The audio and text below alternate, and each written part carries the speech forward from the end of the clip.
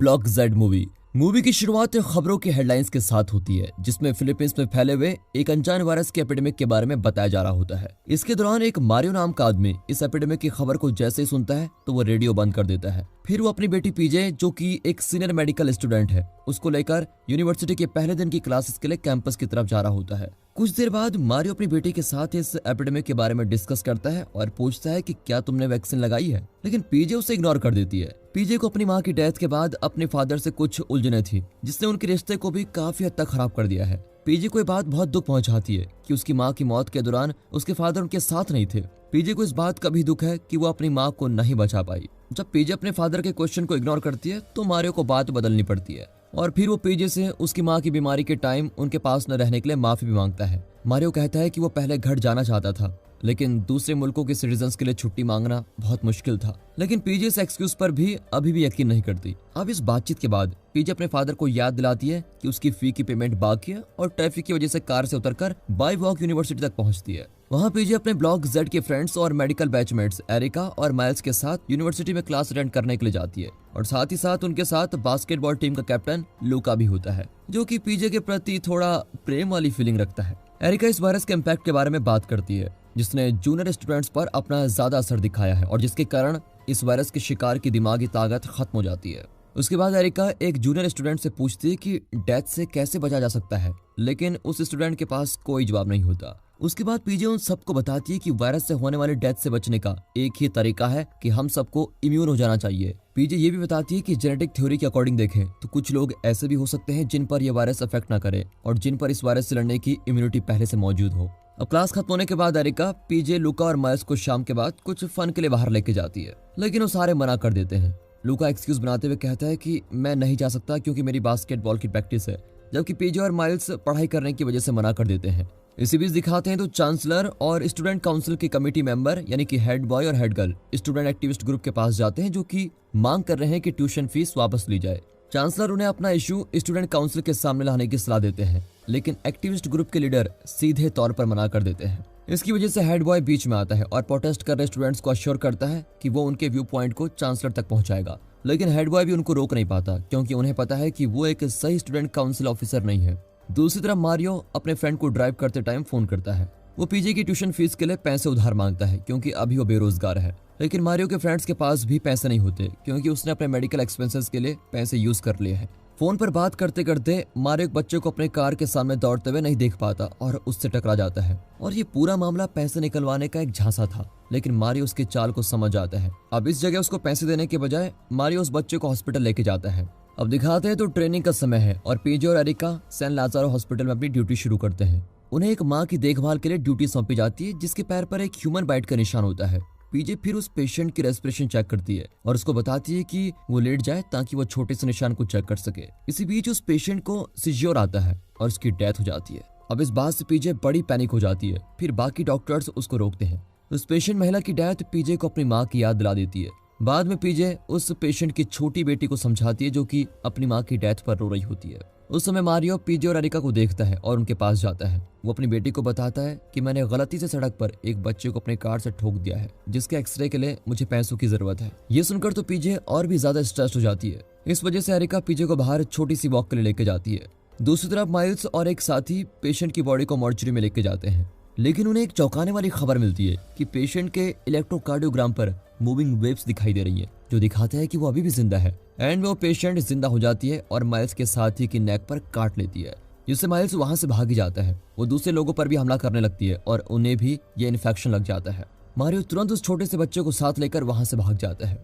फिर सारे इन्फेक्टेड लोग यूनिवर्सिटी में सारे स्टूडेंट और काम करने वाले लोगों को भी इन्फेक्ट करने लगते हैं, जिसमें लूका की बास्केटबॉल टीम भी शामिल है, पर लूका ही एक अकेला बच जाता है। वो जिंदा वहां से भाग जाता है और अपने फ्रेंड्स को खोजने में लगा हुआ है, पर एंड में उसे मारियो और वो छोटा बच्चा मिलते हैं। फिर लूका उनसे पूछता है कि कहीं आपको इन्फेक्शन तो नहीं है, तो मारियो कहता है कि मैं तो ठीक हूँ, लेकिन इस छोटे बच्चे को किसी ने बाइट किया है। इसी बीच लूका और मारियो जब उसे बदलता हुआ देखते हैं तो मजबूरन उसे मार ही देते हैं। वो उसके बाद वो पीजे को ढूंढने के लिए अलग अलग हो जाते हैं। इसी दौरान माइल्स हॉस्पिटल से भागता है और अपने प्रोफेसर के ऑफिस में पहुंच जाता है, जहां पर वो पीजे और एरिका से मिलता है। माइल्स को पता चलता है कि पीजे और एरिका भी एक थ्योरी बता रहे हैं जिसमें एक औरत में अजीब बदलाव होता है। इसीलिए माइल्स पीजे और एरिका की रिपोर्ट में इन्फॉर्मेशन जोड़ देता है कि वो महिला जिंदा हो गई है और इस इन्फेक्शन को दूसरों में फैला रही है। पीजे और एरिका पहले माइल्स के दावे पर विश्वास नहीं करते हैं, इसलिए वो अपने फोन चेक करते हैं। फिर पीजे को लूका से जहर के फैलने की सारी जानकारी मिलती है और एरिका को एक वीडियो दिखाती है जिसमें एक स्टूडेंट ज़ॉम्बी के काटने का शिकार हो रहा है। अब ये सुनकर तो एरिका और पीजे का डर और भी बढ़ जाता है। तभी वो एक ज़ॉम्बी स्टूडेंट को भागते हुए देखती है। भागते हुए वो प्रोफेसर के ऑफिस में पहुंच जाता है और प्रोफेसर जल्द ही दरवाजा बंद कर लेते हैं जिससे ज़ॉम्बी उन पर अटैक न कर पाए। फिर पीजे और एरिका एक बड़ी अलमारी को यूज करके दरवाजे को रोक देते हैं और माइल से और मदद मांगते हैं। जब वो दरवाजा पकड़ते हैं तब एरिका माइल से एक बचने का प्लान पूछती है। तभी वो लूका की आवाज बाहर से सुनकर तुरंत दरवाजा खोल देते हैं। उसके बाद लूका अपने साथियों को वहां से निकलने का ऑर्डर देता है, जिसमें उनके प्रोफेसर भी शामिल होते हैं। लेकिन बाद में पता चलता है कि उनके प्रोफेसर को एक ज़ॉम्बी ने काटा है और प्रोफेसर खुद भी एक ज़ॉम्बी बनने लगे हैं और इस वजह से चारों अपने प्रोफेसर को मारने का और यूनिवर्सिटी से भागने का एक प्लान बनाते हैं। लेकिन मिलिट्री ने पहले ही कैंपस को क्वारंटाइन कर दिया है और फ्रंट गेट से भागने वाले ज़ॉम्बीज और स्टूडेंट्स को मारना शुरू कर दिया है। अब दिखाते हैं तो हेड बॉय अपने जनरल पिता से कह रहा है कि हॉस्पिटल के ऊपर हेलीपैड पर हेलीकॉप्टर लेके आइए। हेड बॉय के पिता उसको साफ साफ बता देते हैं कि कल सुबह 5 बजे हेलीकॉप्टर आएगा और सिर्फ 2 लोगों को ही लेके जाएगा। इसलिए हेड बॉय हेड गर्ल को बता देता है कि सिर्फ वही दोनों रेस्क्यू ऑपरेशन के लिए चुने गए स्टूडेंट हैं, इसलिए रेस्क्यू ऑपरेशन के बारे में वो किसी को भी नहीं बताएंगे। लेकिन हेड गर्ल सीक्रेटली ये सारी बातें स्टूडेंट लीडर को बता ही देती है। माइल्स भी हेड गर्ल का मैसेज पाता है और बाकियों को बताता है कि हॉस्पिटल की छत पर एक रेस्क्यू हेलीकॉप्टर 5 बजे आ रहा है।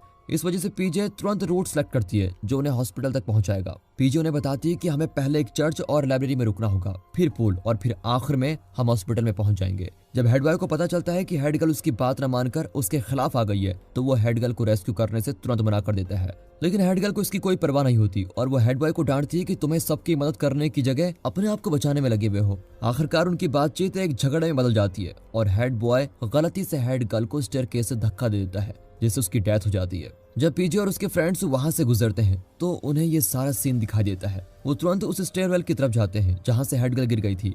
हेड बॉय अपनी गलती को छुपाने के लिए एक झूठी कहानी बनाता है जिसमें वो कहते हैं कि हेड गर्ल तो ज़ॉम्बी बन गई थी और मुझे काटने की कोशिश कर रही थी। अफसोस की बात तो यह है कि इस झूठ को सारे फ्रेंड्स सच मानकर हेड बॉय को अपने ग्रुप में शामिल कर लेते हैं। उसके बाद सभी लोग बाहर निकल जाते हैं और चर्च की तरफ जाने लगते हैं, लेकिन रास्ते में उनको ज़ॉम्बीज मिल जाते हैं। अब लूका अपने ग्रुप को एक एक करके ज़ॉम्बीज के बीच से छुपकर निकलने को बोलता है। माइल्स और एरिका पहले जाते हैं, फिर हेड बॉय आता है। लकीली ज़ॉम्बीज को रेड लाइट से अंधा बना दिया जाता है जिससे तीनों आसानी से गुजर जाते हैं। फिर पीजे और लूका तीनों से सेपरेट हो जाते हैं। अब वो दोनों उन ज़ॉम्बी से जैसे ही बच निकलते हैं तभी ज़ॉम्बीज की पावर फिर से वापस आ जाती है, जिससे ज़ॉम्बीज को उनको देखने का मौका फिर मिल जाता है और वो उनके पीछे भागने लगते हैं। पीजे और लूका पार्किंग की तरफ भागते हैं और गाड़ी के नीचे छुप जाते हैं। फिर जब उन्हें एक सेफ जोन मिलता है तो वो जल्दी से निकल जाते हैं, लेकिन तभी चांसलर आता है जो कि एक ज़ॉम्बी बन गया है और वो उन पर अटैक करता है। दोनों भागते हैं और फैंस के पास पहुंचकर बच जाते हैं। अब पीजे और लूका उस ग्रुप से चर्च के बाहर मिलते हैं। वो चर्च का दरवाजा खोलने की कोशिश करते हैं पर लॉक होने की वजह से वो नहीं खुल पाता। इस वजह से उन सभी को बहुत टेंशन होती है क्योंकि उनके चारों तरफ ज़ॉम्बी जमा है। अब कोई और ऑप्शन न होने के कारण वो ज़ॉम्बीज के खिलाफ फाइट शुरू कर देते हैं, लेकिन फिर उन्हें ये पता चलता है कि ये ज़ॉम्बीज मारे नहीं जा सकते। अब ग्रुप के पास और भी ज़ॉम्बीज आ रहे होते हैं तो वो अपने वेपन्स तैयार करते हैं और फाइट के लिए बिल्कुल तैयार खड़े होते हैं। पर मारियो अचानक से चर्च का दरवाजा खोल देता है और उनको अंदर बुला लेता है। अब मारियो और सिक्योरिटी गार्ड गन का यूज करके ज़ॉम्बीज के सिर पर गोली मार देते हैं और तुरंत खत्म कर देते हैं। इसके बाद वो दरवाजे को लॉक करके ज़ॉम्बीज को बाहर रोकते हैं। अब चर्च के अंदर ग्रुप बातें शुरू करता है कि उनको बचना कैसे है। माइल्स ने बताता है कि इन्फेक्टेड लोग एक नए वायरस के साथ घूम रहे हैं, लेकिन पीजे इस बात से सहमत नहीं होती और कहती है कि ये पुराना वायरस हो सकता है। पीजे का कहना है कि ये वायरस जल्दी फैल रहा है क्योंकि ये रेबीज जैसा कोई सिम्टम्स हो सकता है। पीजे आगे बताती है कि अब रेस्क्यू में सिर्फ 4 घंटे बाकी हैं और इसलिए हमें यहाँ से जल्द निकलना होगा। लेकिन हेड बॉय उन्हें बता देता है कि हेलीकॉप्टर में सिर्फ 2 लोग ही बच सकते हैं, इसलिए कुछ लोगों को यहीं रहना पड़ेगा। अब इस बात से ग्रुप नाराज हो जाता है और फिर पीजे उन्हें कन्विंस करने की कोशिश करती है कि हम सब साथ में हैं चाहे कुछ भी हो जाए। हेड बॉय अभी तक सहमत नहीं है, लेकिन पीजे ने फैसला ले लिया है कि वो लोग साथ रहेंगे जब तक हेलीपैड तक नहीं पहुंच जाते। अब ग्रुप आगे बढ़ने की कोशिश करता है, लेकिन वो लड़की अपने ज़ॉम्बी माँ को देख लेती है और उसके पास जाने लगती है, जिससे सारे ज़ॉम्बीज का टेंशन उसी पे आ जाता है। फिर ज़ॉम्बीज उस लड़की को भी इन्फेक्ट करके अपने में शामिल कर लेते हैं और सारे ग्रुप को मजबूरन वहां से भागना पड़ता है। अब हेड बॉय उन लोगों को बाहर ही लॉक कर देता है और अकेला ही आगे की तरफ चल देता है। अब दिखाते हैं तो मारियो गिटार बजाता है और वो सब अपने पुराने दिनों की यादों में खो जाते हैं। इससे पीजे और उसके पापा के बीच में जो एक नफरत भरा रिश्ता था वो अब खत्म हो चुका है। जब पीजे कपड़े लेने के लिए अलमीरा के पास खड़ी होती है तभी एक ज़ॉम्बी उस पर अटैक कर देता है। मारियो तुरंत ही ज़ॉम्बी को मार देता है और पीजे को बचाता है, लेकिन तभी मारियो अपने राइट हैंड पर एक कटा हुआ निशान देखता है, जिससे पता चलता है कि मारियो के मारने से पहले ज़ॉम्बी ने उसे काट लिया था। जब मारियो को ये बात समझ में आती है कि वो भी अब ज़ॉम्बी बनने वाला है तो वो अपने को किल करने का ऑर्डर देता है, लेकिन सिक्योरिटी गार्ड उसे हॉस्टल के स्टोरेज क्लोजेट में बंद कर देते हैं। पर पीजे ग्रुप का ये फैसला नहीं मानती और कहती है कि मैं अपने पापा को ठीक कर सकती हूँ। लेकिन तभी लूका आता है और पीजे को वहां से लेके जाता है और पीजे के पास अब मारियो को छोड़ जाने के अलावा और कोई ऑप्शन नहीं बचता। 5 बजने से 1 घंटे पहले ग्रुप हॉस्पिटल की तरफ बढ़ता है। जब वो हॉस्पिटल की तरफ जा रहे होते हैं तो ग्रुप में से कुछ लोगों पर ज़ॉम्बी अटैक कर देते हैं और वो लोग मारे जाते हैं। सबसे पहले माइल्स की डेथ होती है क्योंकि उसे एक ज़ॉम्बी ने काट लिया है और उसे घायल भी कर दिया है। अब सिक्योरिटी गार्ड फैसला करती है कि वो उन्हें ज़ॉम्बी से बचाएगी और वो वहीं पीछे रह जाती है। फिर एरिका भी पीजे और लूका को ज़ॉम्बी से बचाती है और खुद अपनी जान गंवा देती है। फिर जैसे ही पीजे और लूका पूल में जंप करते हैं उन्हें पता चलता है कि पानी ज़ॉम्बीज़ की कमजोरी है। पीजे और लूका पूल एरिया से तुरंत भाग जाते हैं। वो सीधे हेलीपैड की तरफ भागते हैं। जब वो हॉस्पिटल की छत पर पहुंचते हैं तो लूका तुरंत पीजे को हेलीपैड तक उठा लेता है क्योंकि ज़ॉम्बी दरवाजे को तोड़ने की तैयारी में लगे हुए हैं। फिर बिना सोचे समझे लूका खुद ज़ॉम्बीज़ का चारा बनकर उन्हें अपनी तरफ खींचने की कोशिश करता है और बिल्डिंग से जंप कर देता है और इस वजह से पीजे को अपने परिवार और दोस्तों को खोने का दुख बर्दाश्त करना पड़ता है और वो बेहोशी हो जाती है। थोड़ी देर बाद सूरज निकलता है और पीजे को हेलीकॉप्टर कहीं नजर नहीं आता। तभी वो अपने हाथ पर बाइट का निशान देखकर चौंक जाती है, लेकिन वो ज़ॉम्बी में नहीं बदलती। उसे याद आता है कि वो इन्फेक्शन से इम्यून है और अब पीजे सब कुछ ठीक करने का फैसला करती है। बाद में पीजे अपने पापा से मिलती है और फिर उसे पता चलता है कि मारियो भी वायरस के इन्फेक्शन से इम्यून है। फिर वो दोनों मिलकर किसी पुरानी टनल को एक्सप्लोर करने का फैसला करते हैं जो चर्च के नीचे होती है। वहां उन्हें हेड बॉय मिलता है जो वहां छुपा हुआ है और अब वो अपने फादर से नफरत करता है क्योंकि उसे ये लगता है कि उसके फादर उसको छोड़कर चले गए हैं। मारियो उसको शांत करता है, लेकिन हेड बॉय मारियो और पीजे को ज़ॉम्बी बनाने के लिए काटने की कोशिश करता है, लेकिन मारियो उसे नीचे धक्का दे देता है। उसकी कुछ देर बाद पीजे और मारियो उस गंदी जगह से बाहर निकलते हैं और हेड बॉय को वहीं मरने के लिए छोड़ देते हैं। फिर पीजे और उसके पापा यूनिवर्सिटी से पुराने टनल का इस्तेमाल करके भागने लगते हैं, लेकिन उन्हें जल्दी पता चलता है कि इन्फेक्शन यूनिवर्सिटी से बाहर शहर में भी फैल गया है, इसलिए वो दोबारा लड़ने के लिए तैयार हो जाते हैं। इसके अलावा ये भी सामने आता है कि सिक्योरिटी गार्ड अपना संदेश ब्रॉडकास्ट करने चली गई थी और एक खबर में बताया जाता है कि फिलीपींस में एक बड़ा तूफान आ रहा है जिससे ज़ॉम्बीज़ कमजोर हो सकते हैं क्योंकि वो पानी से कमजोर हो जाते हैं। फिर तूफान के 2 हफ्तों के बाद दूसरा सर्वाइवर भी सामने आता है जिसमें लूका को एक अटैक करने वाले ग्रुप से बड़ी चोट लगी हुई मिलती है। उसके बाद दिखाया जाता है कि ग्रुप के लीडर ने लूका को अपने ग्रुप का हिस्सा बनाने का फैसला कर लिया है और इसी के साथ ये मूवी यहाँ पर खत्म।